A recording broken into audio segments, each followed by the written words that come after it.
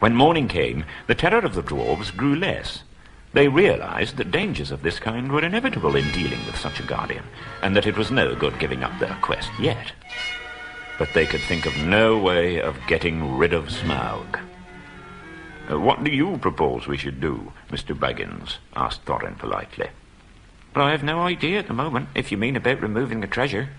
I have got my ring and will creep down this very noon and see what Smaug is up to. It was dark as night in the tunnel. There was only the very faintest glow to be seen. Old Smaug is weary and asleep, he thought. He can't see me and he won't hear me. Cheer up, Bilbo.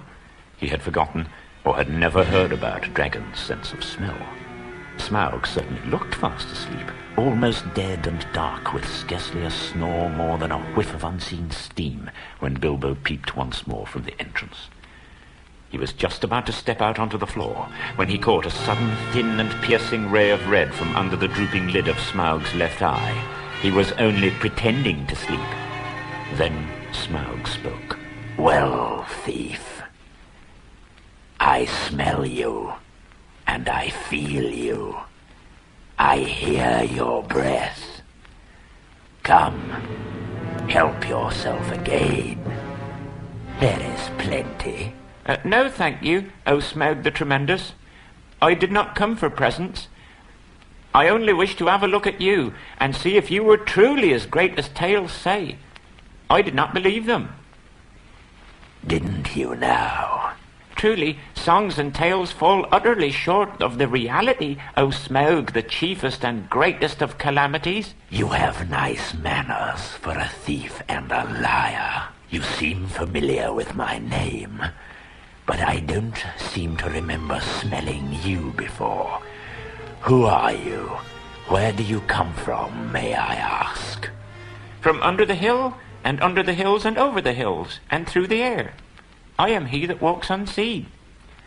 So I can well believe, but that is hardly your usual name. I am the clue finder, the web cutter, the stinging fly. I was chosen for the lucky number. Lovely titles, but lucky numbers don't always come off. I am he that buries his friends alive and drowns them and draws them alive again from the water. I came from the end of a bag, but no bag ever went over me. These don't sound so creditable.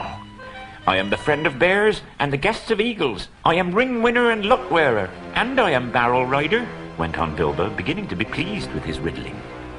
That's better, but don't let your imagination run away with you. This is, of course, the way to talk to dragons, if you don't want to reveal your proper name, which is wise, and don't want to infuriate them by a flat refusal, which is also very wise. No dragon can resist the fascination of riddling talk, and of wasting time trying to understand it. There was a lot here which Smaug did not understand at all, but he thought he understood enough, and chuckled in his wicked inside. I thought so last night, he smiled to himself. Lake men, or I'm a lizard. I haven't been down that way for an age and an age, but I will soon alter that. Very well, O barrel rider.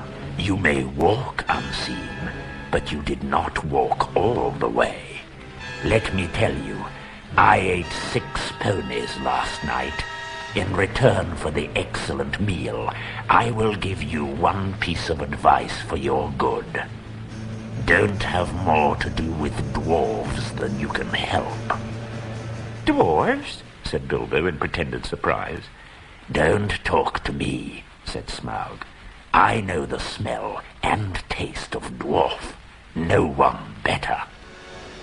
I suppose you got a fair price for that cup last night. Oh, come, did you? Nothing at all? Well, that's just like them. They are skulking outside, and you do all the dangerous work and get what you can. And you will get a fair share? Don't you believe it? You don't know everything, O Smaug the Mighty. Not gold alone brought us hither. Ah, you admit the us. Why not say us 14 and be done with it? Mr. Lucky Number. I don't know if it has occurred to you that even if you could steal the gold bit by bit, a matter of 100 years or so, you could not get it very far. What about delivery? What about cartage? What about armed guards and trolls? And Smaug laughed aloud.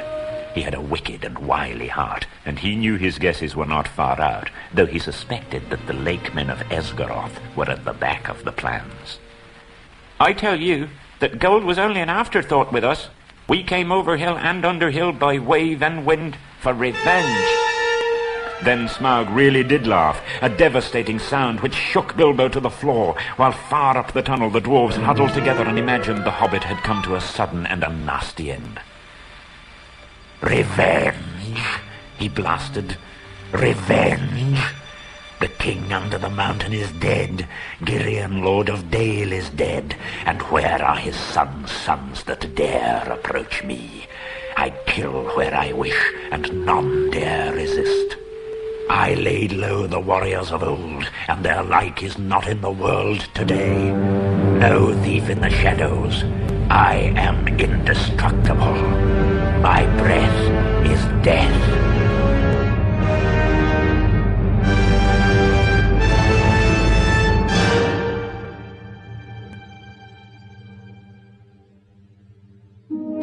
I have always understood, said Bilbo in a terrified squeak, that dragons were softer underneath, especially in the region of the, chest.